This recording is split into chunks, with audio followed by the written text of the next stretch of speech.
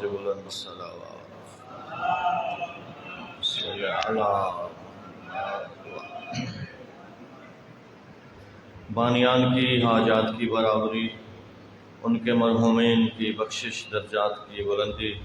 اس programme میں جو معاونین ہیں دامِ دل میں سکن قدم، ان سب کی توفیقات خیر کے اضافے کے لیے بآواز بلند صلوات صلی علی محمد وآلہ۔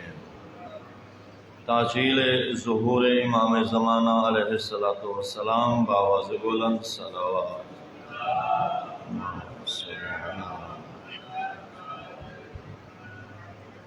ماشاءاللہ لا حول ولا قوة الا باللہ العلی العظیم۔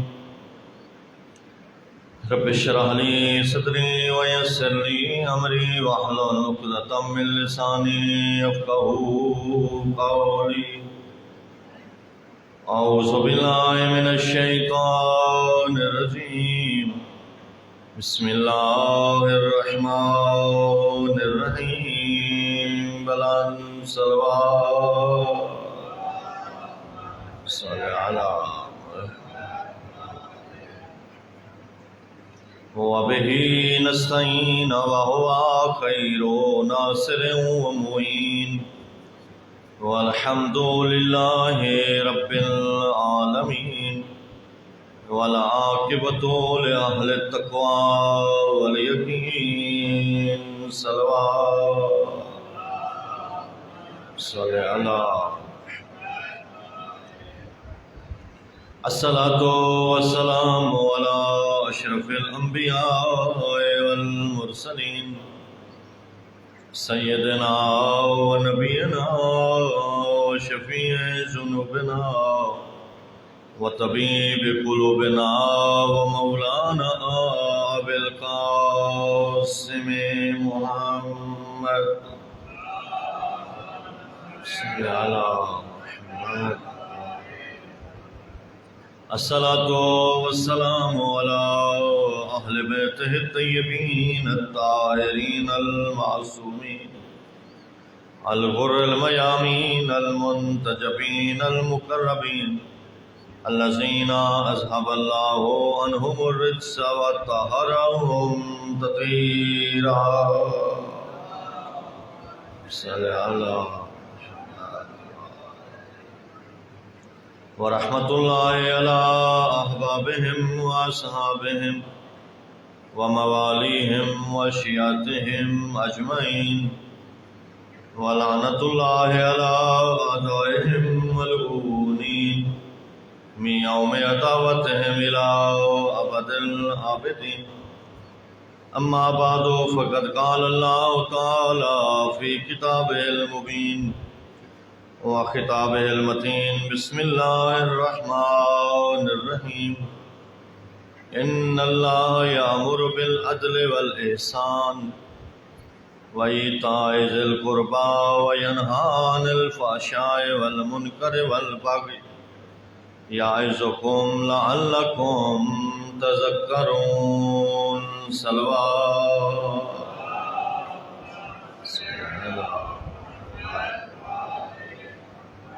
نعرہ تکبیر، نعرہ رسالت، نعرہ حیدری، حسینیت، یزیدیت، اہل بیت کے دشمنوں پہ لعنت بآواز بلند صلوات۔ اللہم صلی علی محمد وآل محمد وعجل۔ محترم و معزز سامعین، احباب دانش و احباب ایمان، بزرگان، دوستان، خالق کائنات ذات لم یزل ولا یزال قرآن مجید فرقان حمید میں ارشاد فرما رہا ہے کہ بے شک اللہ عدل کا حکم دیتا ہے، والاحسان اور احسان کا حکم دیتا ہے، وَإِيتَاءِ ذِي الْقُرْبَى اور رشتہ داروں کو ان کا حق ادا کرنے کا حکم دیتا ہے۔ وَيَنْهَى عَنِ الْفَحْشَاءِ وَالْمُنکَرِ وَالْبَغْیِ، فحشا، منکر اور گمراہی سے بچنے کا حکم دیتا ہے۔ تین چیزوں کا حکم کرنے کے حوالے سے، بجا لانے کے حوالے سے ارشاد ہوا، اور تین چیزوں سے منع کرنا پروردگار کی طرف سے اس آیہ مجیدہ میں ارشاد ہوا۔ تین چیزیں کرنے کا حکم دے رہا ہے اور تین چیزیں نہ کرنے سے ہمیں روک رہا ہے کہ نہ کرو یہ تین چیزیں اور تین چیزیں کرو۔ یعظکم، یہ اللہ کا تمہیں واعظ ہے، کیوں؟ لعلکم تذکرون، تاکہ تم نصیحت حاصل کرو۔ اللہ ہمیں نصیحت کرنا چاہتا ہے، اللہ ہمیں واعظ کرنا چاہتا ہے، اور واعظ میں ہمیں پروردگار نے جن عناوین کی طرف متوجہ کیا وہ سب سے پہلے عدالت ہے، عدل ہے۔ عدل کی تعریف بالکل واضح ہے، العدل وضع کل شیء علی محلہ، کسی شے کو اس کے مقام مرتبے پہ رکھنا عدل کہلاتا ہے۔ جو جس کا مقام ہے اس کو اس کے مقام پہ رکھنا عدل ہے۔ ٹوپی، رومال، عمامہ، اس کا مقام ہے کہ اسے سر پہ رکھا جائے۔ جوتا، اس کا مقام یہ ہے کہ اسے پاؤں میں پہنا جائے۔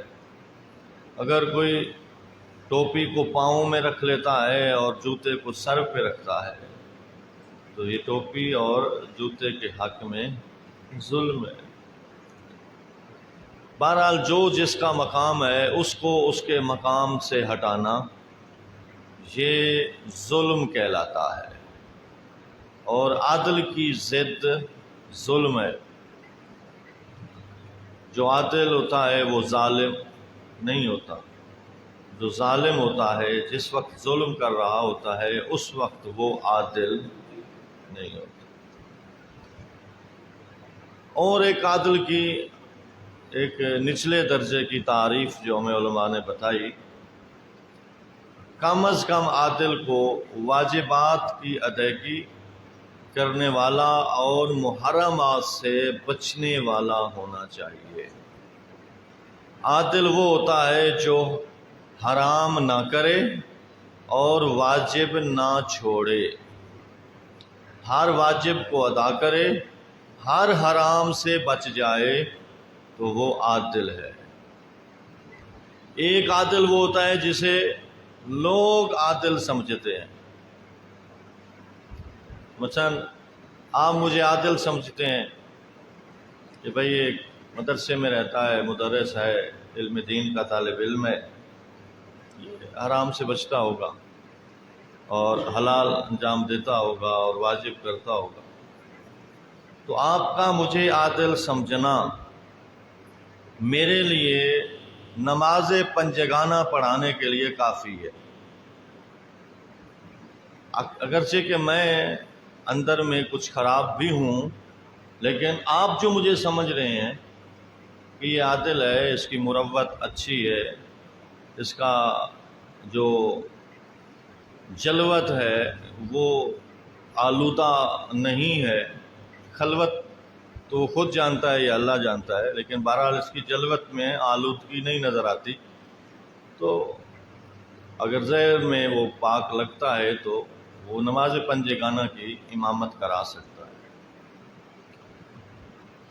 اور اگر نماز جمعہ کی امامت کرانا ہے تو اس کے لیے عدالت میں تھوڑا شرط آگے چلی جاتی ہے۔ وہ اگر آپ سمجھتے ہیں کہ یہ عادل ہے لیکن میں اپنے آپ کو نہیں سمجھتا کہ میں عادل ہوں تو میں جمعہ کی جماعت کے امامت نہیں کرا سکتا، اس لیے کہ جمعہ کی امامت میں جہاں لوگ اس کو عادل سمجھ رہے ہوتے ہیں وہاں اسے خود اپنے آپ کو بھی عادل سمجھنا ہے۔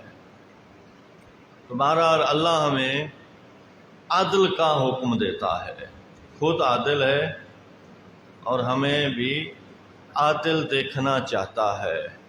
معاشرے کو عدالت کی ضرورت ہے۔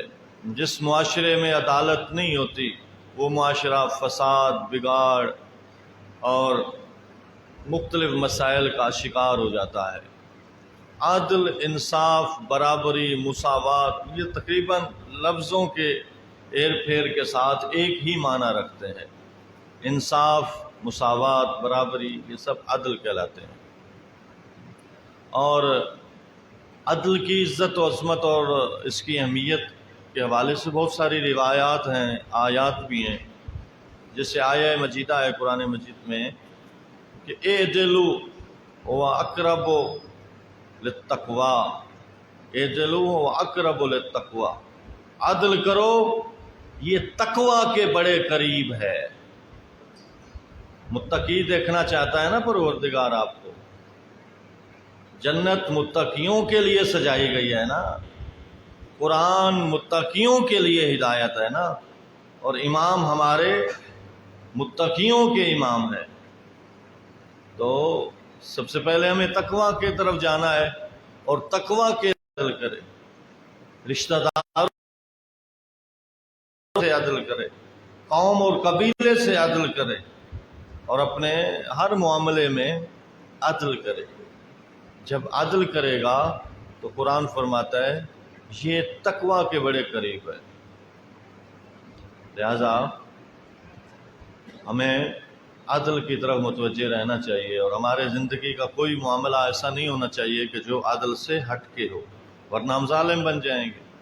اور ظالم تو آپ سمجھتے ہیں اس کا ٹھکانہ بہت سخت ہوتا ہے، اور اس کے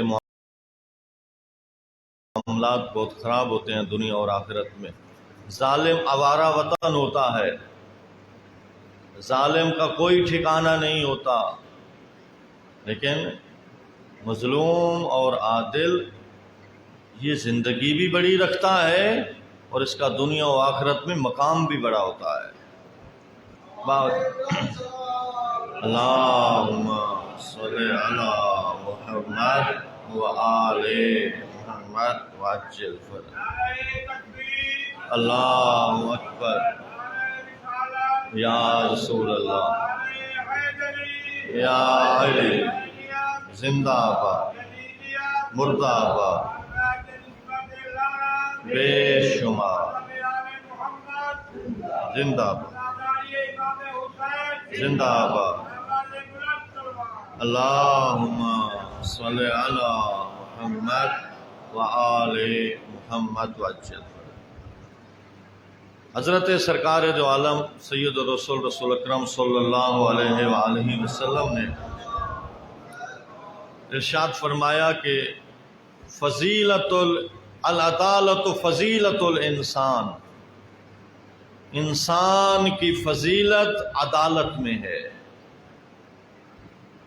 بڑے قبیلے کا ہو جانا، اچھی شکل و صورت والا ہو جانا، اچھی جائیداد، زیادہ جائیداد کا مالک ہو جانا، بڑی ڈگریوں کا مالک ہو جانا، بڑا افسر ہو جانا، یہ جو دنیا کے اندر بڑائی کے ذرائع ہم سمجھتے ہیں، یہ انسان کی فضیلت کا سبب نہیں ہے۔ سرکار کی نگاہ میں انسان با فضیلت وہ ہے جو عادل ہے، گرچہ اس کے پھٹے ہوئے کپڑے ہوں، گرچہ اس کے رہنے کے لیے گھر بھی نہ ہو، اور اس کو کھانے کے لیے ایک ٹائم کا کھانا ملے اور دوسرے کا نہ ملے، اور عادل ہو، تو اللہ اور اس کے رسول اور ائمہ کی نگاہ میں سب سے باعظمت اور بافضیلت وہی ہے۔ کرسی پہ بیٹھا ہے، تخت اس کے قبضہ میں ہے، سلطنت کی حدود اس کی وسیع ہیں، بینک بیلنس اس کا بہت ہے، سونے چاندی کے انبار ہیں اس کے پاس، اولاد اور خیل مسومہ اور اس طرح کی دنیا کے وسائل بہت رکھتا ہے، لیکن عدالت نہیں ہے، تو وہ رذیل ہے، وہ ذلیل ہے، وہ ظالم ہے، وہ با فضیلت نہیں ہے۔ العدالت و فضیلت الانسان، انسان وہی با فضیلت ہے کہ جس کے اندر عدالت ہے۔ دوسرا جملہ حضرت نے فرمایا العدالت و فضیلت السلطان، حکمران و بادشاہ کی فضیلت بھی عدالت میں ہے۔ زیادہ ووٹ لے کے، زیادہ سیٹیں لے کے وہ اگر حکمران بنتا ہے تو یہ فضیلت نہیں ہے۔ فضیلت یہ ہے کہ اس کے اندر عدل کتنا ہے، اپنی رعایا کا خیال کتنا رکھتا ہے۔ حکمران عادل، امیر عادل۔ دعا مانگتے ہو نا کہ اللہ ہمیں امیر بنائے۔ آپ میں سے کوئی بیٹھا ہے کہ جو کہے کہ پروردگارا مجھے غریب بنا؟ کبھی ایسی دعا مانگی ہے؟ ناداری دے، مفلسی دے، میں غریب ہو جاؤں، کبھی دعا کسی نے مانگی ہے؟ کیا دعا مانگتے ہیں؟ اللہم انا نسألک زیادۃ فی العلم وصحۃ فی الجسم وبرکۃ فی الرزق۔ رزق کی برکت کی دعا مانگ رہے ہوتے ہیں نا، کہ رزق میں وسعت آئے، برکت آئے، خوشحالی آئے، میں امیر ہو جاؤں، میں کسی کا محتاج نہ ہوں۔ تو آپ امارت کی دعا مانگتے ہیں نا کہ پروردگارا ہمیں کسی کا محتاج نہ فرما، میں امیر ہو جاؤں۔ تو جہاں ہم امارت کی دعا مانگ رہے ہوتے ہیں وہاں ساتھ عدالت کی دعا بھی مانگیں۔ اگر ہم امارت کی دعا مانگتے ہیں اور ساتھ عادل نہیں بن سکتے تو روایت ہے اول من يدخل النار فهو امیر فاسق، سب سے پہلے جو بندہ جہنم میں جائے گا وہ امیر ہوگا جو عادل نہیں ہوگا، جو فاسق ہوگا۔ لہذا پیسہ مانگو، امارت مانگو، کرسی مانگو، سلطنت مانگو، حکمرانی مانگو، بٹ ساتھ عدالت بھی مانگو، ورنہ وہ امیر فاسق۔ یہ دو چیزیں ہیں جو ظاہراً برحق ہیں اور انسان کو اس کو سامنا زندگی میں کرنا ہی پڑتا ہے، لیکن انسان اسے ناپسند کرتا ہے۔ موت تو اٹل حقیقت ہے نا، لیکن اٹل حقیقت برحق ہونے کے باوجود ہم اس سے گھبراتے ہیں، ہم اس کو نہیں چاہتے۔ کوئی ہے جو کہے کہ ابھی موت آ جائے؟ ویسے بھی موت نہیں مانگنا چاہیے، لیکن موت سے انسان گھبراتا ہے، اس لیے کہ یا تو جس کی طرف ہمیں موت لے جاتی ہے، جس عالم کی طرف، اس عالم کو ہم نے آباد نہیں کیا ہوا ہوتا، یا اس لیے کہ ہم نے جس عالم میں ابھی زندگی گزار رہے ہیں اس میں ہم نے بہت ساری چیزوں سے اپنا دل لگایا ہوا ہوتا ہے اور ہم اس کو چھوڑنا نہیں چاہ رہے ہوتے۔ کن چیزوں سے ہم نے دل لگایا ہے؟ قرآن بھی ہمیں بتاتا ہے زُيِّنَ لِلنَّاسِ حُبُّ الشَّهَوَاتِ مِنَ النِّسَاءِ وَالْبَنِينَ وَالْقَنَاطِيرِ الْمُقَنطَرَةِ وَالذَّهَبِ وَالْفِضَّةِ وَالْخَيْلِ الْمُسَوَّمَةِ وَالْحَرْثِ وَالْأَنْعَامِ۔ یہ 7-8 چیزیں ہیں جس کو اللہ نے ہمارے لیے مزین کر رکھا ہوا ہے، یہ دنیا کی زینت ہے اور اس میں ہمیں وہ آزماتا ہے۔ عورتوں سے محبت، اولاد سے محبت، خزانے کے ڈھیروں سے محبت، سونے سے محبت، چاندی سے محبت، بڑی گاڑیوں سے محبت، گھوڑوں سے محبت، بڑے بڑے رقبے ہوں، جائیدادیں ہوں، اس سے محبت، بڑے میرے ڈیری فارمز ہوں، اس سے محبت۔ یہ جو انسان کے اندر خواہشات ابھرتی ہیں اور ان کی محبت ہمارے دل کے اندر موجود ہے، یہ چیزیں ہمیں پھر اس عالم کی طرف نہیں جانے دیتی کہ جو عالم جزا ہے۔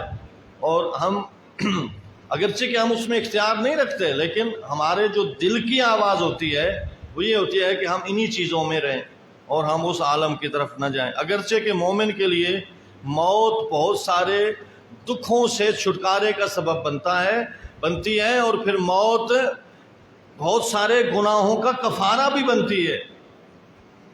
موت کے وقت جو سکرات لگتے ہیں، موت سے پہلے جو تھوڑی بہت یا زیادہ تکلیف ہوتی ہے، کوئی بیماری آتی ہے یا کوئی اور سانحہ پیش آتا ہے، اور اس میں اگر صبر کیا جائے اور جزا فضا نہ کیا جائے اور اللہ کی شکایت نہ کی جائے تو بہت سارے گناہوں کی بخشش کا وہ ذریعہ موت سبب بنتا ہے، اور اس کے ساتھ وہ عالم برزخ کی وادیوں میں پھر جاتا ہے اور وہاں جنت کے باغوں میں سے ایک باغ میں چلا جاتا ہے، اس لیے کہ مومن کی قبر روضۃ من ریاض الجنہ، وہ جنت کے باغوں میں سے ایک باغ ہوا کرتی ہے۔ باوجہ بلند صلوات پڑھیں، صلی علی محمد علیہ۔ تو انسان موت کا تذکرہ مناسب نہیں سمجھتا، اس کو بدشگوفی سے تعبیر کرتا ہے، اگرچہ کہ یہ اٹل حقیقت ہے۔ ہارون الرشید جو بنو عباس کا خلیفہ تھا، عرب و عجم پہ اس کی حکومت تھی، اس کو خواب آیا کہ میرے سارے دانت گر گئے، بڑا گھبرا کے اٹھا، بھئی یہ کیا ہو گیا؟ صبح معبرین کو بلایا گیا کہ میرے اس خواب کی تعبیر بتائی جائے کہ میرے سارے دانت گر گئے ہیں۔ تو ایک معبر نے آ کے تعبیر بتائی کہ آپ کے سارے رشتہ دار آپ سے پہلے مر جائیں گے۔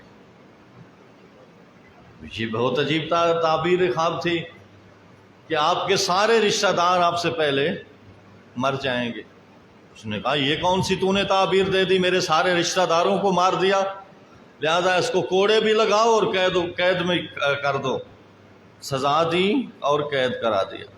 ایک اور معبر آیا، وہ تھوڑا عقل مند تھا، اس نے تعبیر یہ دی کہ بادشاہ سالم، بادشاہ سلامت، آپ کے اس خواب کی تعبیر یہ ہے کہ آپ کی زندگی سارے رشتہ داروں سے بڑی ہے۔ ہاں جی، آپ کی زندگی سارے رشتہ داروں سے بڑی ہے۔ بھائی بتاؤ دونوں تعبیروں میں کوئی فرق ہے؟ پہلی تعبیر کیا تھی کہ آپ کے رشتہ دار آپ سے پہلے سارے مر جائیں گے، اور دوسرے خواب کی جو تعبیر جو دوسرے انداز و الفاظ میں بتا رہا تھا وہ یہ تھے کہ آپ کی زندگی سارے رشتہ داروں سے بڑی ہے۔ مطلب تو یہ بھی ہے کہ پہلے رشتہ دار مریں گے، بعد میں تو مرے گا۔ بٹ فرق یہ ہے کہ پہلی تعبیر میں لفظ موت کو استعمال کیا گیا اور دوسری تعبیر میں لفظ زندگی استعمال کی گئی۔ چونکہ وہ لفظ موت کو اچھا نہیں سمجھ رہا تھا اور اس سے ڈر رہا تھا، گھبرا رہا تھا، اس لیے اس نے تعبیر تو ٹھیک تھی لیکن اس نے اسے سزا دی، اور جس نے لفظ زندگی بولا اس کو انعامات اور اکرامات سے نوازا، کہا کیا آسان تعبیر تم نے بتائی۔ تو یہ موت کا تذکرہ ہی ہم اس کو قبول نہیں کرتے، اس لیے کہ ہمارے اعمال اور ہمارے کردار کے اندر کچھ اس قسم کی کمیاں ہوتی ہیں اور کس قسم کے مسائل ہوتے ہیں جس کی وجہ سے ہم موت کا سامنا نہیں کر پا رہے ہوتے۔ ورنہ جو واقعاً مومن ہوتا ہے، جو سب چیزوں کو دیکھ بھال کے چلتا ہے، عدالت کے راستے پہ چلتا ہے، اس کے لیے یہ کوئی پرواہ نہیں ہوتی۔ جس طرح کہ ہمارے ہاتھی نے ہمیں یہ خبر پہنچائی کہ میں تو وہ ابو طالب کا لال ہوں کہ موت میرے اوپر آ جائے یا میں موت کے اوپر چلا جاؤں، ہاں کوئی فرق نہیں پڑتا۔ میں تو موت سے یوں مانوس ہوں جیسے ایک بچہ اپنے ماں کے دودھ سے مانوس ہوتا ہے۔ بچے کو ماں کے دودھ سے کتنا پیار ہوتا ہے، ہاں تو اسی طرح مولا فرماتے ہیں میں تو موت سے یوں ہوں، چاہے میرے اوپر آئے یا میں موت کے اوپر چلا جاؤں، اس میں کوئی فرق نہیں پڑتا۔ تو بات یہی ہے کہ موت ہمیں جس عالم کی طرف لے جاتی ہے وہ عالم ہمارے لیے کلیئر ہے یا نہیں، وہاں ہم گھبرا رہے ہوتے ہیں۔ اور دوسری چیز جس سے ہم گھبراتے ہیں جو ہمارے فائدے میں ہے وہ ہے فقر، غریبی، ناداری، افلاس۔ جس طرح میں نے آپ سے پوچھا کہ آپ میں سے کوئی ہے جو غریبی مانگے؟ کوئی نہیں مانگتا نا، کبھی نہیں مانگا ہے غریب ہو جاؤں۔ ہاں ہر امیر تر ہونا چاہتا ہے اور غریب امیر ہونا چاہتا ہے نا، یہی ہماری جو جبلت ہے، ہمارے اندر کی آواز ہے جو فطرتاً آواز ہوتی ہے، یہ کہ ہم آسائش میں ہوں، ہم خوشحال ہوں۔ لیکن ادھر دیکھیں فقر کے ہمیں فضائل بھی نظر آتے ہیں اور فقر کا ایک ایسا مرحلہ بھی نظر آتا ہے کہ جو ایک سخت امتحان ہے، جسے فرمایا الفقر کاد ان یکون کفرا، فقر میں قریب ہے کہ وہ انسان کو کفر کی منزل تک لے جائے۔ فقر میں اگر انسان کنٹرول نہ کر سکے اور اس امتحان میں کامیاب نہ ہو سکے تو وہ کفر تک بھی جا سکتا ہے۔ تو لہٰذا فقر سے بچنے کے لیے انسان پھر بہت سارے وسائل ڈھونڈتا ہے، تو فقر ہم نہیں چاہتے. اللہ نے اکثر اپنے ولیوں کو فقیروں میں چھپا رکھا ہوا ہے. فقیروں میں آپ کو اللہ کے اکثر ولی نظر آئیں گے.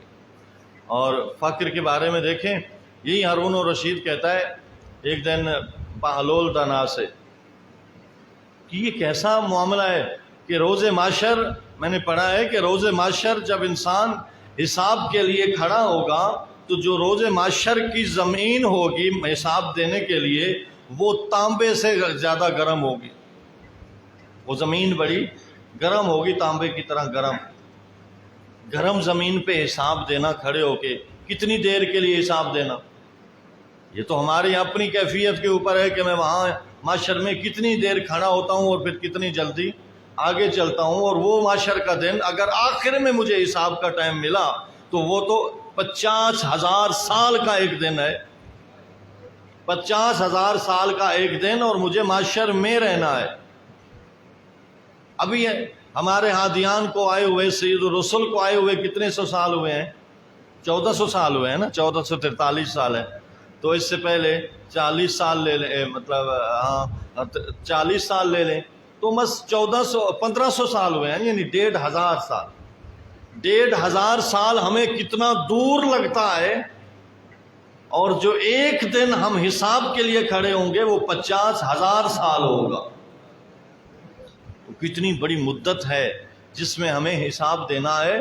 اور وہ ہمارے اعمال کی کیفیت کیا ہے کہ کچھ اعمال تو ہمارے ہیں جو ہمیں سورت سے پل صراط تک لے پہنچیں گے، لیکن اگر میرا عمل کوئی اٹک گیا اور مجھے 100 سال تک بھی ایک عمل ایک جگہ روک سکتا ہے، جس کو میں بہت خفیف لے لیتا ہوں کبھی، بس ایسی نامحرم کی طرف دیکھنا. نامحرم کی طرف دیکھنا معاشر میں مجھے کتنا روکے گا. بہت سخت روایات ہیں اس پہ، لیکن ہم اس کو بالکل لائٹ لے لیتے ہیں. اور بہت سارے اور بھی اعمال ہیں کہ جو ہمیں روکیں گے. تو ہارون الرشید کہتا ہے کہ بھائی یہ کیسا معاملہ ہوگا انسان کے ساتھ کہ محشر کے دن تانبے کی طرح زمین گرم ہوگی اور اس گرم زمین پہ کھڑے ہو کے انسان بھلا حساب کیسے دے گا. تو بہلول دنا نے کہا میں تمہیں ابھی حساب دے کے دکھلاتا ہوں. کیا کیسے؟ کہا ایک توا لے آ، اس کو گرم کر، میں کھڑے ہو کے تمہیں حساب دیتا ہوں. ایک توا لے آ، اس کو گرم کر. توا آ گیا، توے کو گرم کیا گیا اور اس پہ بہلول دنا نے چڑھ کے حساب دیا. گرم توے پہ چڑھ کے کیسے حساب دیا؟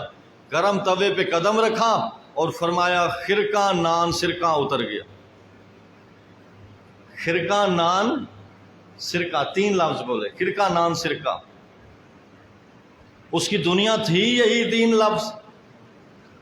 خرقہ یعنی یہ لباس، نان یہ پھلکا روٹی، اور سرقہ جس کے ساتھ وہ روٹی لگا کے کھاتا ہوں. بس میرے پاس یہی ہے.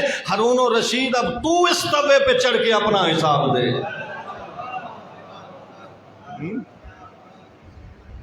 تو بات تو وہی ہے نا. اب پتہ چلا نا، فقر انسان کے آخرت کے مراحل میں آسانیاں پیدا کرے گا یہ نہیں، لیکن ہم میں سے کتنے ہیں جو چاہتے ہیں کہ فقر ملے. تو بہرحال مانگو، کوئی حال اس میں نہیں ہے کوئی عجب کہ آپ کہیں کہ یہ آج مطلب فقر کی طرف دعا مانگنے کی کوئی روایت نہیں ملتی کہ آپ فقیری مانگیں. لیکن بہرحال اپنا جو سامان آپ اکٹھا کر رہے ہیں تو اس میں اگر امیری مانگتے ہیں تو اس میں سخاوت سیکھیں. اگر سخاوت نہیں ہے، بالفضل والسخا، شیعوں کی علامات میں سے ایک علامت یہ حضرت نے بنائی کہ ہمارے شیعوں کو پہچانو کہ وہ خرچ کرنے میں اور سخاوت میں کس مقام پہ ہیں. اگر وہ اپنے اخوان پہ، اپنے بھائیوں پہ، رشتہ داروں پہ خرچ کرنے میں دل وسعت میں رکھتے ہیں، ہاتھ کشادہ رکھتے ہیں، تو ہمارے شیعہ ہیں.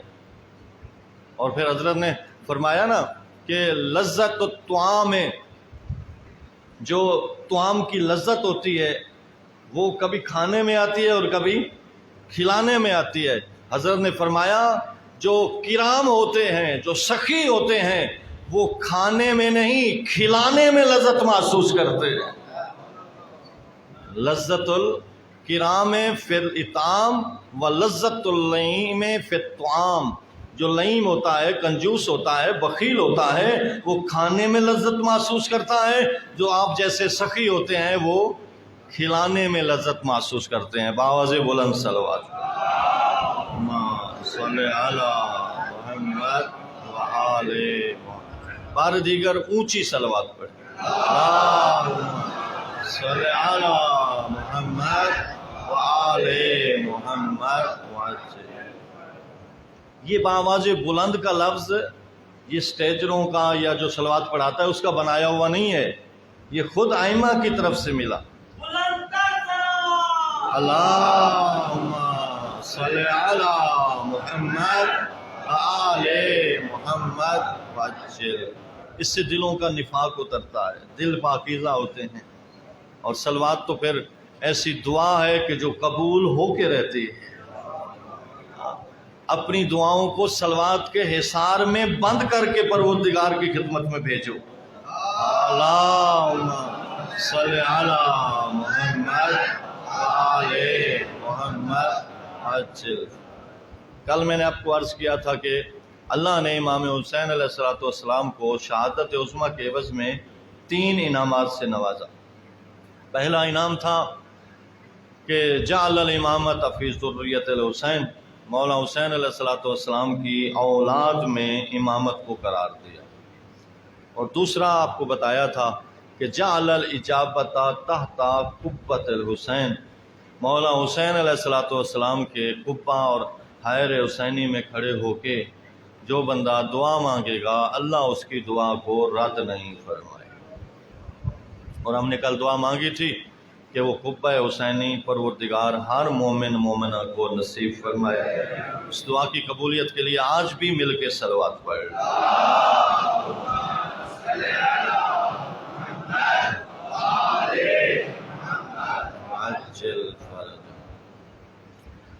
تیسری چیز، تیسرا انعام جو اللہ نے مولا حسین علیہ السلام کو دنیا میں عطا فرمایا وہ ہے کہ جعل الشفاء فی تربۃ الحسین.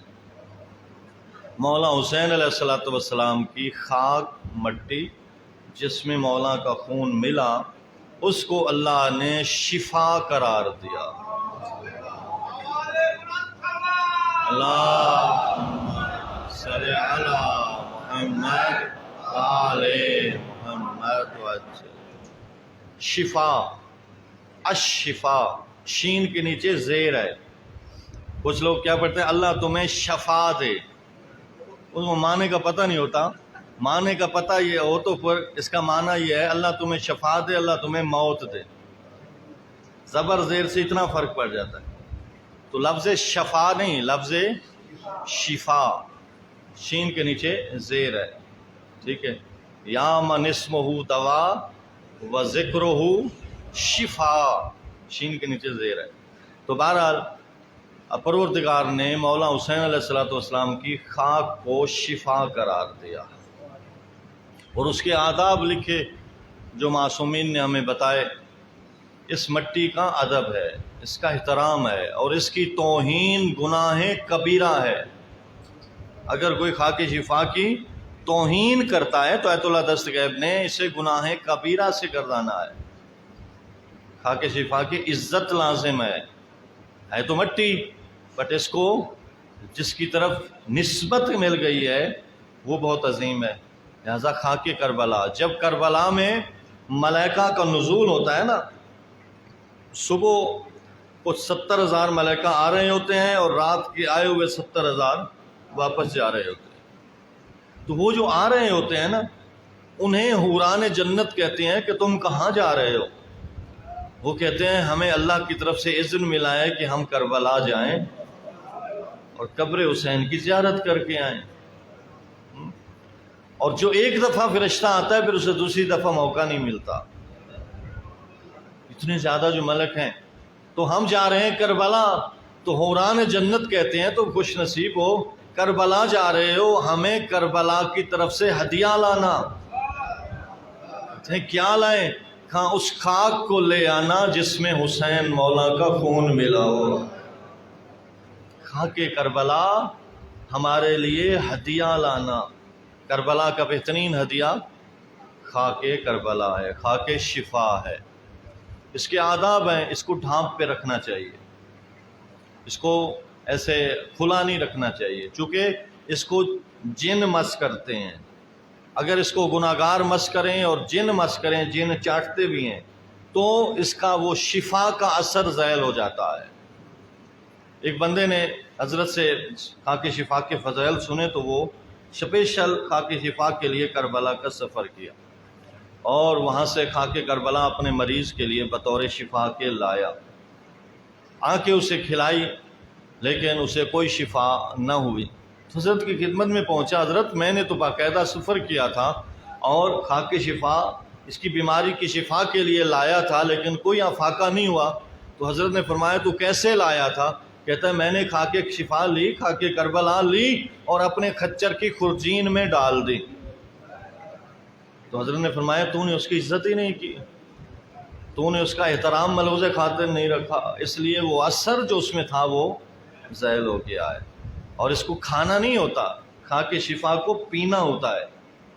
کیا کس کے ساتھ؟ زمزم کے ساتھ یا آب فرات کے ساتھ یا بارش کے پانی کے ساتھ تھوڑی سی ملا کے جو مریض ہے اس کے حلق میں ڈالو، اور اس کے اندر دعائیں بھی لکھی ہیں کہ وہ دعا پڑھو، یا ایسے ان چیزوں کے ساتھ تھوڑی سی حل کر کے دو اور پورے اعتقاد سے دو۔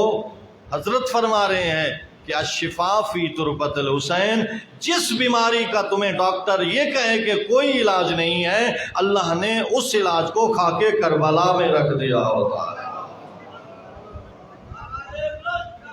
اللہم صلی علی محمد وآل محمد وعجل فرج۔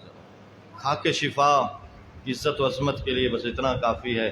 حضرت نے فرمایا السجود علی تربت الحسین یتم الصلاۃ ولو کانت ناقصہ وان کانت ناقصہ، جو سجدے خاک کربلا پہ نشاور کیے جاتے ہیں، اللہ کی خدمت میں خاک شفا پہ پیشانی رکھ کے جو سجدہ کیا جاتا ہے، اگر اس سجدے والی نماز ناقص ہی ہو تو خاک کربلا کے صدقے اللہ اسے کامل شمار کرتا ہے۔ ہماری نماز میں اندر نقص ہوتے ہیں یا نہیں؟ آپ میں سے کتنے بیٹھے ہیں؟ آپ 100-150 بندہ بیٹھا ہے، کتنے ہیں جنہوں نے باقاعدہ صحیح نماز پڑھنے والے کو نماز سنائی ہو؟ کوئی 2 4 5 6 نکل آئیں گے یا 10 15 نکل آئیں گے جنہوں نے باقاعدہ نماز سیکھی ہو، باقاعدہ کہ میری نماز کے اندر مخرج کیسا ہے، میں نماز کی سورہ فاتحہ کو کس طرح پڑھتا ہوں، اس کے جو سکتے ہیں اسے پڑھ سکتا ہوں، اس کے جو مخارج ہیں، اس کا جو وصل ہے، اس کا جو وقف ہے، کیا میں اس کو سمجھ چکا ہوں یا نہیں۔ اس طرح ذکر ہے، واجبات ہیں، مستحبات ہیں نماز کے اندر، وہ سارے میں سیکھ چکا ہوں یہیں، یا نماز کا جو مقدمہ وضو ہے اس کے حوالے سے میں کس حد تک 100% میں اپنے مطلب کنفرم رکھتا ہوں کہ میرا 100% وضو ٹھیک ہے، 100% نماز ٹھیک ہے، اس لیے کہ نماز کا واجب ہونا تو 100% ہے نا، اس میں تو کوئی دوسری بات نہیں ہے کہ نماز مجھ پہ 100% واجب ہے۔ جب نماز 100% واجب ہے تو اس سے فارغ ہونا بھی 100% ہو۔ جب اشتغال 100% ہے تو اس اشتغال سے بری و ذمہ بھی 100% ہونا ہو۔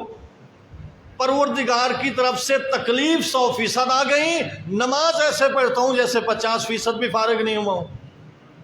ہاں، کپڑے کا خیال رکھا جائے، جگہ کا خیال رکھا جائے، طہارت کا خیال رکھا جائے، جو مطلب نماز کی قبولیت کے لیے جو شرائط ہیں ان کو ملحوظ خاطر رکھا جائے، خود نماز کا صحیح پڑھنا کیسے پڑھنی ہے اور کس جگہ پڑھنی ہے، کس انداز میں پڑھنی ہے، کس لباس میں پڑھنی ہے اور کس طرح پڑھنی ہے، یہ ساری چیزیں صلو کما رأیتمونی اصلی، نماز یوں پڑھو جیسے میں پڑھتا تھا۔ تو ان سب چیزوں کا خیال میں رکھتا ہوں یا نہیں۔ مثلا کل صاحب فرما رہے تھے کہ بھائی تھوڑا بہت فقہی مسائل کو بھی ایک آدھ منٹ ٹچ دیا کرو، تو بس 1 منٹ۔ جیسے قرآن فرماتا ہے کہ یا ایھا الذین آمنوا اذا قمتم الی الصلاۃ، اے ایمان والو جب تم نماز کے لیے کھڑے ہو جایا کرو نا تو اس سے پہلے کیا کیا کرو؟ فاغسلوا وجوہکم وایدیکم الی المرافق وامسحوا رؤوسکم وارجلکم الی الکعبین۔ یہ ایک آیت ہے، ایک آیت کا بھی ایک حصہ ہے۔ اس میں اللہ نے ہمیں طہارت بتائی، ہمیں نماز سے پہلے کی تیاری بتائی کہ تم اپنے چہروں کو دھوو، اپنے ہاتھوں کو کوہنیوں سمیت دھوو، اور اپنے سر کا مسح کرو اور اپنے پاؤں کا مسح کرو۔ یہ کتنی چیزیں ہیں؟ 4 چیزیں ہیں۔ وضو کے اندر ایک نیت اور ساتھ 4 چیزیں، یہ 5 چیزیں وضو میں واجب ہیں۔ نیت، کیونکہ ویسے دھوتا رہے بندہ نیت ہی نہ کرے تو پھر دھونے کا کوئی، وہ دھوتا یعنی چہرہ تو صاف ہو جائے گا، نظافت تو اسے مل جائے گی، لیکن وضو شمار نہیں ہوگا۔ تو وضو میں کس نیت سے پانی ڈال رہا ہے؟ مثلا آپ کے چہرے پہ غبار آیا ہوا ہے، آپ کے چہرے کے اوپر چکناہٹ ہے، تو آپ کیا صرف ایک ہی چلو ڈالیں واجب؟ نہیں، آپ پہلے دھو لیں اسے، صابن سے چکناہٹ کو دور کریں تاکہ اس پانی کا آپ کی جلد تک پہنچنا آسان ہو۔ تو لہٰذا پہلے دھو سکتے ہیں آپ، مثلا آپ 3 چلو چہرے پہ ڈال دیں، لیکن نیت وضو نہ کریں تو وہ شمار نہیں ہوگے۔ 3 چلوؤں کے بعد جو 4تھا چلو مثلا آپ ڈالتے ہیں، اس ایک چلو میں یہ نیت کر لیں کہ میں وضو کے لیے ڈال رہا ہوں، تو وہ ایک ہی چلو شمار ہوگا آپ کا، پہلے چلو شمار وضو میں نہیں ہوں گے۔ تو لہٰذا چہرے کو زیادہ دفعہ دھو لینے سے کوئی حرج نہیں ہے، لیکن جب وضو کی نیت سے دھوئے گا تو ایک دفعہ دھونا واجب، دوسری دفعہ دھونا مستحب، تیسری دفعہ دھونا بدعت ہے۔ جو 3 دفعہ دھوئے گا اس کا وضو باطل ہو جائے گا وضو کی نیت سے، لیکن وضو کی نیت سے پہلے دھو سکتا ہے۔ جب وضو کی نیت کا چلو ڈال دیا تو پھر تیسرا چلو نہیں ڈال سکتا کہ بغیر وضو کی نیت سے تیسرا ڈال دو۔ اب جب وضو سٹارٹ ہو گیا تو بس 2 چلو، ایک چلو، اور وہ بھی ایک ہاتھ سے، دونوں ہاتھوں سے نہیں ڈالنا، ایک ہاتھ سے ڈالنا ہے۔ اور اس کو کہاں سے سٹارٹ کرنا ہے؟ جہاں سے بال اگ رہے ہیں، یہاں اوپر پیشانی پہ پانی ڈالنا ہے اور اس کو پھر نیچے کی طرف دھونا ہے، ایسے اوپر نہیں دھونا، نیچے کی طرف دھونا ہے۔ اور جن حضرات نے داڑھی رکھی ہوئی ہے ان کو داڑھی میں خلال کرنا ضروری نہیں ہوتا، داڑھی کے اندر جلد تک پانی پہنچانا وضو میں ضروری نہیں ہے، بس جلد بالوں کے اوپر پانی آ جائے تو یہ کافی ہوتا ہے۔ ہاں، جس کی اتنی چھوٹی داڑھی ہے کہ جس کے اندر سے جلد نظر آ رہی ہوتی ہے، پھر جلد تک پانی پہنچنا چاہیے، چاہے وہ خلال سے پہنچے یا بغیر خلال۔ چھوٹی داڑھی ہوتی ہے وہاں تو خلال کی ویسے ضرورت نہیں ہوتی، پانی مائع چیز ہے ویسے پہنچ جاتا ہے۔ تو بہرحال ایک چلو واجب۔ اور 2 جو اہم مسئلہ ہے وہ یہ ہے، ہمیں سمجھایا گیا کہ 2 چلو چہرے پہ ڈالو، آپ گھبرا تو نہیں رہے؟ باوجی بلند اللہ اکبر،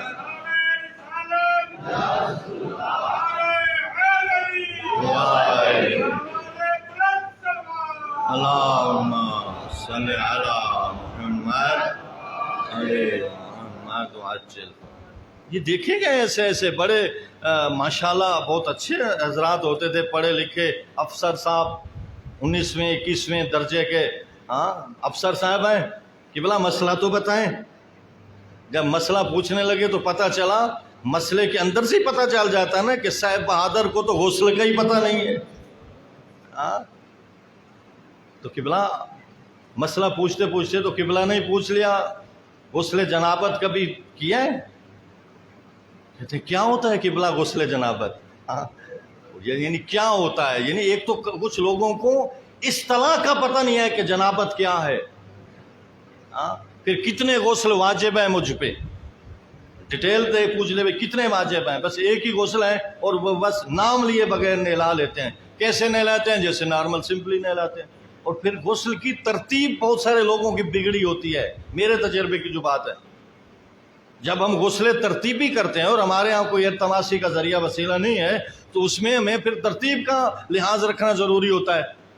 کچھ لوگ ہیں کہ وہ پہلے سر گردن کی بجائے اپنا دھڑ دھو لیتے ہیں، بعد میں سر دھوتے ہیں، تو اس سے غسل باطل ہے۔ پہلے سر دھونا ہے، گردن دھونی ہے، سر گردن کے بعد پھر دایاں یا بایاں، دایاں اور بایاں، اور بعض شاید ایک مجتہد کے نزدیکی ہے کہ آپ دونوں اکٹھے بھی دھو سکتے ہیں، لیکن یہ ترتیب بہتر ہے کہ آپ سر گردن پھر دایاں پھر بایاں، دایاں اتنا دھوئیں کہ ساتھ تھوڑا سا بایاں بھی آ جائے باب مقدمہ، تاکہ یقین ہو جائے کہ دایاں مکمل دھل گیا ہے، اور بایاں جب دھوئیں تو ساتھ تھوڑا سا دایاں بھی ٹچ ہو جائے۔ تو اس طرح یہ چھوٹا سا مطلب 3 ہی پوائنٹ ہیں غسل کے اندر، لیکن پوچھتا کوئی نہیں ہے، اور ماں کے پیٹ سے تو سیکھنا نہیں ہوتا، اور سٹیجوں پہ یہ بیان نہیں ہوتا، بیان بھی ہو تو وہ خشک متقی بن جاتا ہے، اور یہ ہم نے اصطلاحیں لگائی ہیں، وہ خشک متقی ہے اور وہ تر متقی ہے، اور خشک متقی پتہ نہیں یہ کہاں سے اصطلاح کس نے نکال دی. بھائی خشک متقی کوئی نہیں ہوتا، متقی ہی ہوتا ہے. تر اور خشک کی اصطلاحیں ہم نے خود نکالی ہیں. تو بہرحال میں عرض کر رہا تھا کہ وضو میں چہرہ دھونا ہے، اور چہرے میں جو اہم چیز ہے کہ ہمیں سمجھایا گیا کہ آپ 2 مرتبہ چہرہ دھو.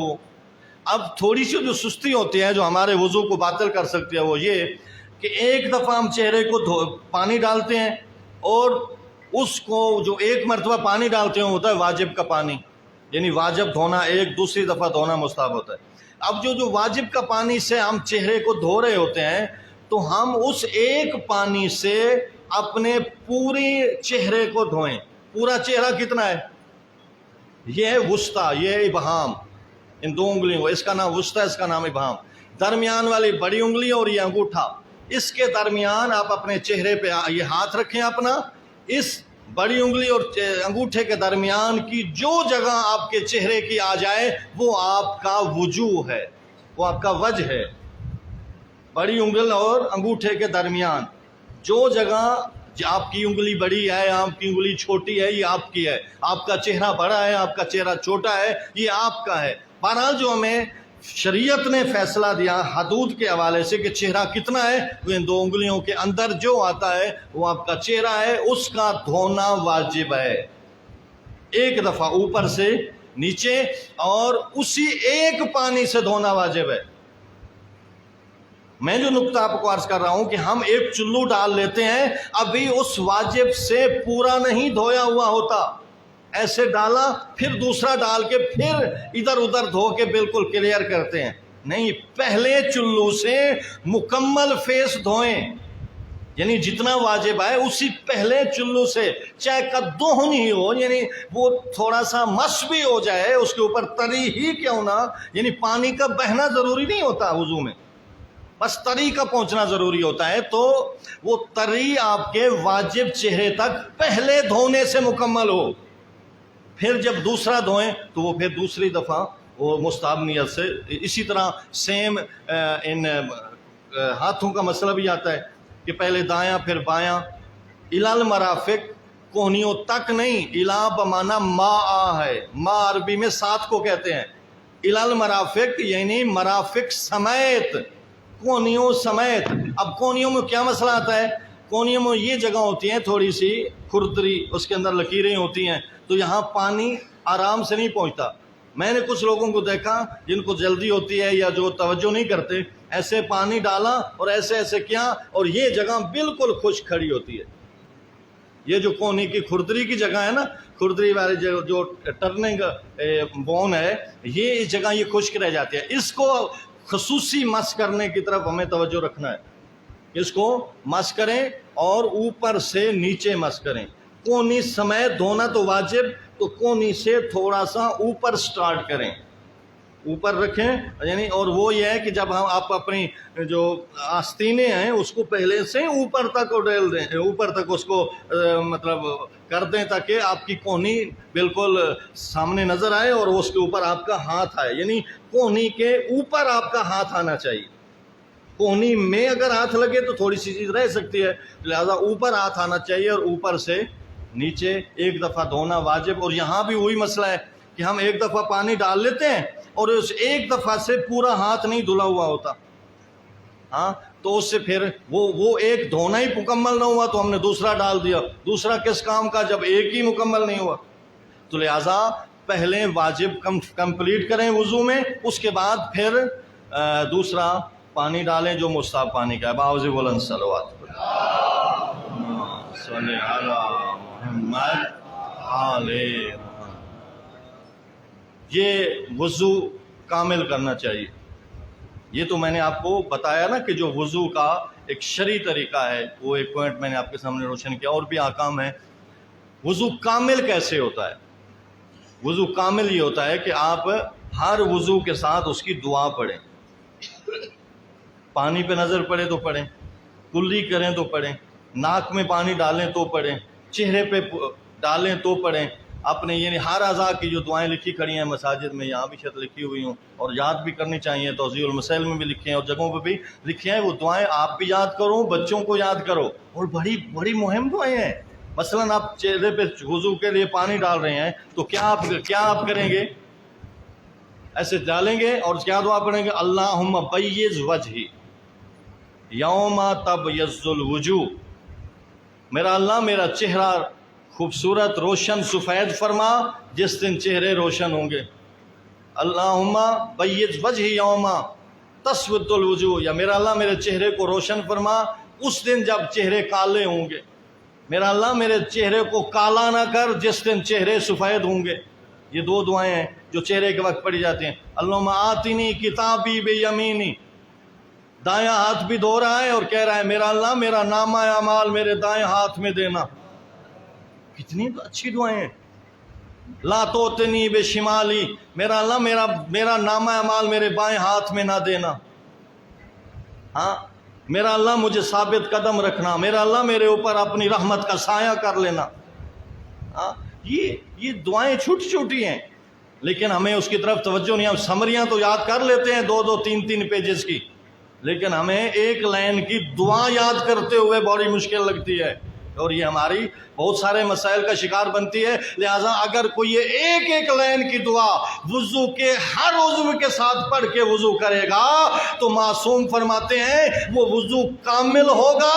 جو دعاؤں کے ساتھ وضو کرے گا اس وضو میں جو قطرے گریں گے ہر قطرہ ایک فرشتہ بنے گا جو میرے لیے قیامت تک مغفرت کرتا رہے۔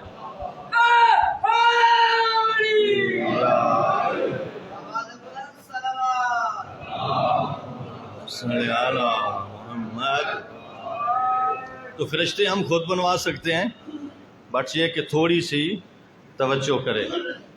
3 محرم ہے، ایام عزا ہیں، رونے آئے ہیں آپ۔ اہل البیت نے باقاعدہ محرم میں مجالس کا اہتمام کیا ہوا ہوتا تھا۔ ہم یہ تاثیر اہل بیت میں کرتے ہیں، ہم اپنے ائمہ کی پیروی میں اس قسم کی مجالس برپا کرتے ہیں۔ عزاداری ہمیں ورثے میں ملی ہے اور اس کی تاریخ لمبی ہے۔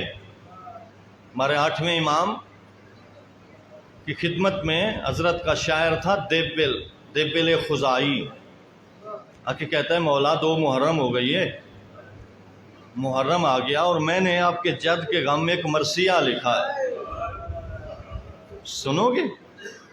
مولا نے فرمایا کیوں نہیں، لیکن دیبل ذرا ٹھہر جائیے، مجھے مجلس حسین کا انتظام کرنے دو۔ اپنے غلام سے فرمایا کرسی لے آؤ، میرے حسین کے مرثیہ خان کو بٹھاؤ۔ دیبل کو کرسی پہ بٹھایا، فرمایا ایک پردہ آویزاں کر دو اور بیویوں سے کہو پردے کے پیچھے آ کے بیٹھے، میرے حسین کی مجلس ہونے چلی گئی۔ بیویاں آ کے پیچھے بیٹھ گئیں، حضرت خود خاک پہ بیٹھے، شاگردان اور غلاموں کو بلایا، محبین کو بلایا کہ آؤ میرے حسین کی مجلس ہو رہی ہے۔ دیبل کو کرسی پہ بٹھایا، دیبل نے مرثیہ پڑھنا شروع کیا۔ اے فاطمہ زہرا، رحم اللہ، اے فاطمہ زہرا جنت البقیع چھوڑ کے کربلا آ جاؤ، کربلا میں تیرے پیاروں کو اتارا جا رہا ہے۔ اجرکم اللہ، اے فاطمہ زہرا کربلا آ جاؤ نا، کربلا میں تیرے علی اکبر کے جگر میں برچھی لگ رہی ہے۔ اے فاطمہ زہرا کربلا میں آ جاؤ، علی اصغر کے گلوں کو ناہر کیا جا رہا ہے۔ اے فاطمہ زہرا بقیع چھوڑ کے کربلا آ جاؤ، یہاں غازی کے بازوؤں کو قلم کیا جا رہا ہے۔ اے فاطمہ زہرا کربلا میں آ جاؤ، یہاں کربلا کے نشیب میں تیرے حسین کو گھوڑے سے اتارا جا رہا ہے۔ ایک مرتبہ آوازیں بلند ہو گئی رونے کی، مولا نے رونا شروع کیا، بیویوں نے غلاموں نے رونا شروع کیا۔ مولا حسین کے غم میں مرثیہ پڑھا جا رہا تھا، دیبل نے مرثیہ ختم کرنا چاہا لیکن مولا رضا نے فرمایا اے دیبل بی بی کی خدمت میں ایک جملہ بڑھا دے۔ دیبل نے کہا مولا کیا جملہ بی بی کی خدمت میں کہوں؟ کہا مولا نے فرمایا دیبل بی بی کی خدمت میں عرض کرو کہ اے فاطمہ زہرا جب کربلا میں رو چکنا تو خراسان میں آ جا۔ خراسان میں آ جا، خراسان میں تیرے غریب بیٹے کی قبر بنے گی۔ دیبل نے کہا مولا مجھے تو پتہ نہیں ہے کون سا زہرا کا بیٹا خراسان میں غربت کے عالم میں مارا جائے گا۔ دیبل سے مولا فرمانے لگے دیبل وہ مجھ غریب کی قبر ہوگی، میرے بچے میرے ساتھ نہ ہوں گے، میں تنہا 3 دن تک تڑپتا رہوں گا۔ دیبل نے جملہ بڑھایا، اے فاطمہ زہرا جب کربلا میں رو چکو تو خراسان اور طوس کی پہاڑیوں میں آ جانا، یہاں تیرے رضا کی قبر بنے گی جو غربت کے عالم میں مارا جائے گا۔ ایک مرتبہ ایک کنیز نے پردہ ہلا دیا، فرمایا دیبل خاموش ہو جاؤ۔ معصومہ بی بی بے ہوش ہو گئی۔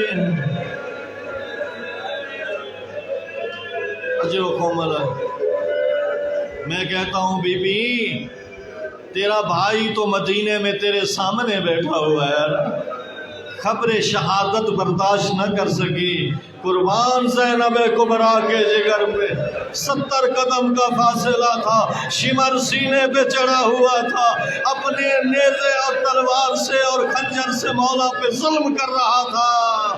زہرا جائی تھی جو سر پہ قرآن رکھ کے کہہ رہی تھی اما بھی کو مسلم، وہ تم میں مسلمان کوئی نہیں ہے۔ عزادارو یہ زہرا کا لال مدینہ چھوڑ رہا ہے اور مدینے سے بڑا پیار تھا۔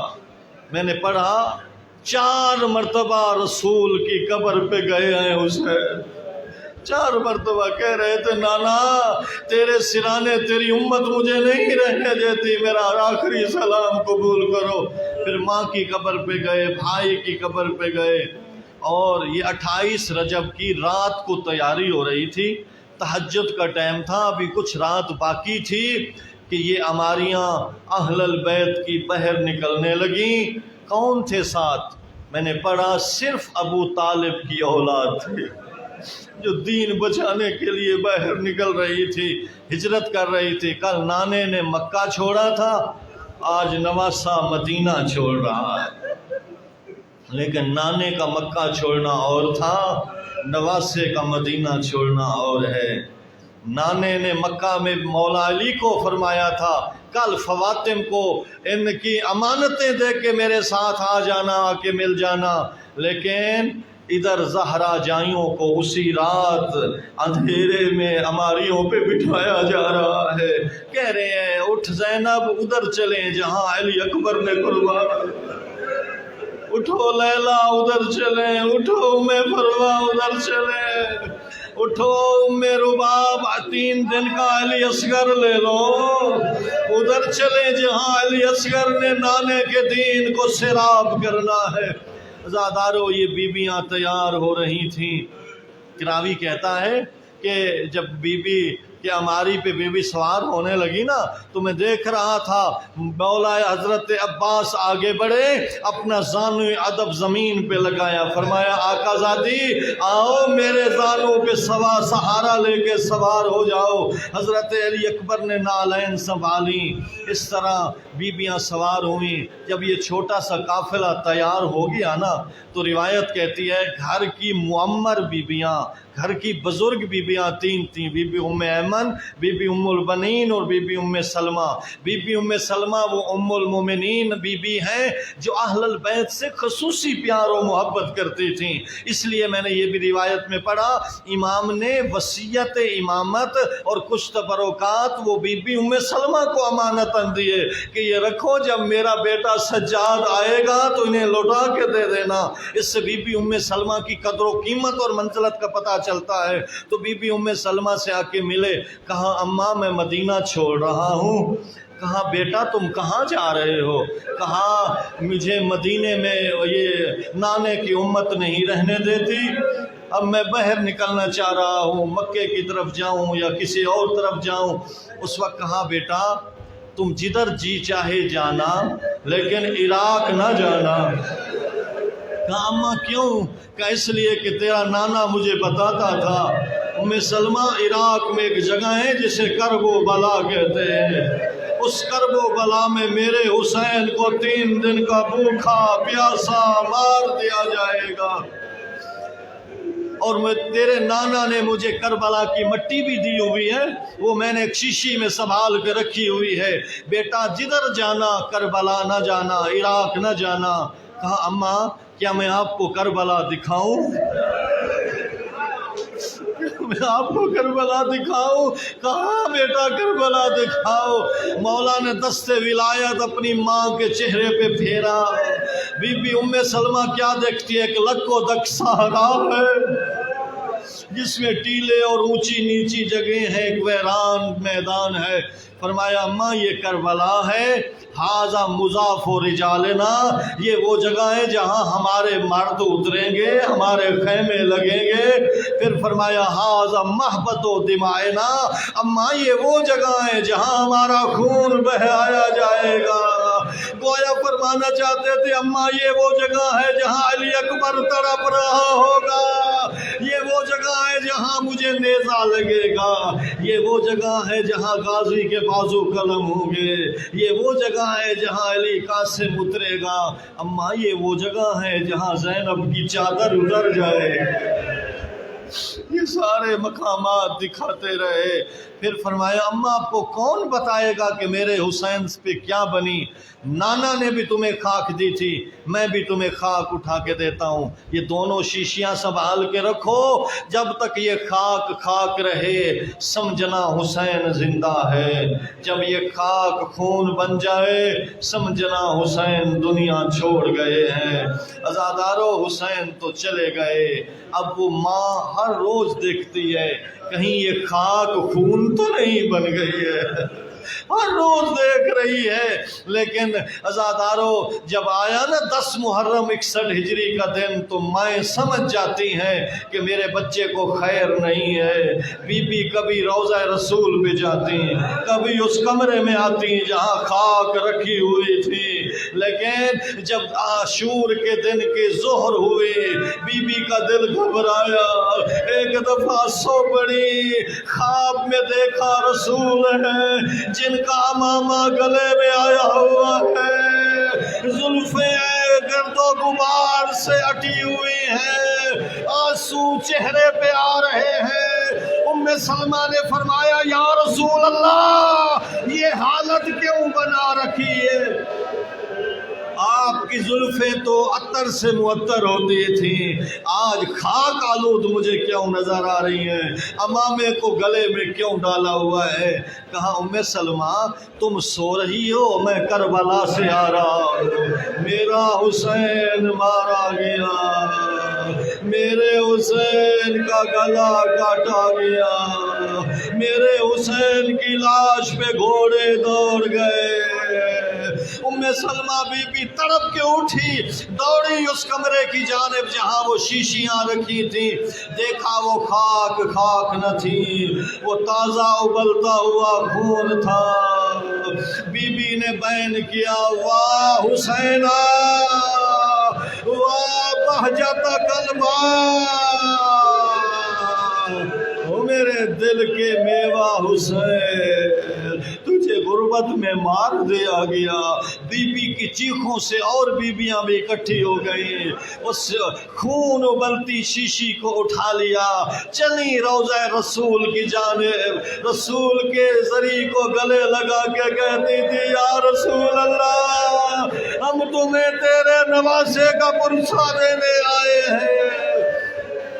میں کہوں گا بی بی یہ تو ایک شیشی سے ابلتا خون تھا، اسے تو برداشت نہ کر سکی، قربان سکینہ کے جگر پہ جنہیں شمر تماچے بھی مارتا تھا، جو بابے کے سر کے پیچھے بھی دوڑتی تھی۔